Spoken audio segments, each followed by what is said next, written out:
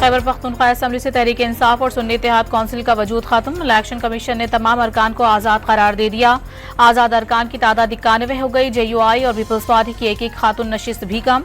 Election commission ने notification जारी कर दिया।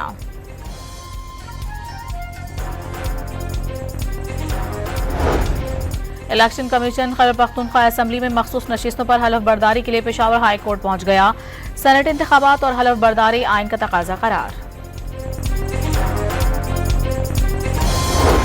कल्लात में कराची से कोयटा जाने वाली मुसाफिर कोच पर फायरिंग से 3 अफराद जाँ बहक, 12 जख्मी हो गए। लाशें और जख्मी करीबी अस्पताल मुंतकिल।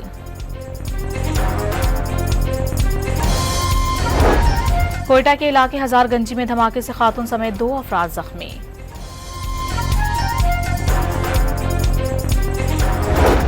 शेखपुरा में घर की छत गिरने से 10 साला बच्ची जाँ बहक। मंडी बहाउद्दीन में 10 साला बच्चा नाले में डूबकर जान से गया।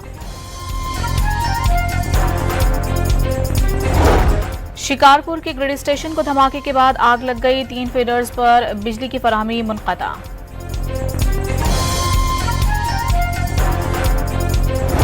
और शाम की दारुल हुकूमत दमिश्क में सदारती महल के करीब इजराइल की बमबारी, कई हलाकतों की इत्तला।